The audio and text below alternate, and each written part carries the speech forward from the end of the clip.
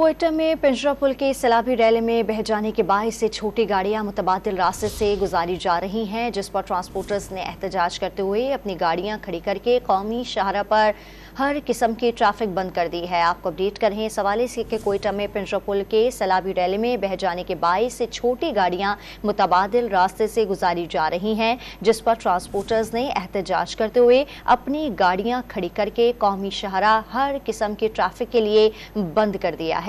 कोयटा में पिंजरा पुल के सैलाबी रैली में बह जाने के बायस से छोटी गाड़ियां मुतबादिल रास्ते से गुजारी जा रही हैं, जिस पर ट्रांसपोर्टर्स ने एहतजाज करते हुए अपनी गाड़ियां खड़ी करके कौमी शाहरा हर किस्म की ट्रैफिक के लिए बंद कर दी है। इस पर मज़ीद तफसीलात जान लेते हैं। डॉन न्यूज़ के नुमाइंदे अब्दुल्ला ज़हरी हमारे साथ मौजूद हैं। जी अब्दुल्ला ज़हरी, ट्रांसपोर्टर्स का क्या कहना है, उनके क्या मुतालबात हैं, अपडेट कीजिएगा।